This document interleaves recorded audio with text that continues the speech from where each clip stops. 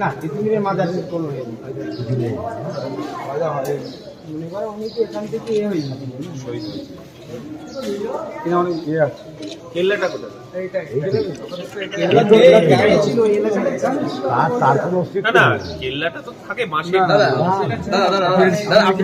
কথা বলছি ওই যে এলাকার মানুষের কথা বলছি কোনো বলুক তার সাথে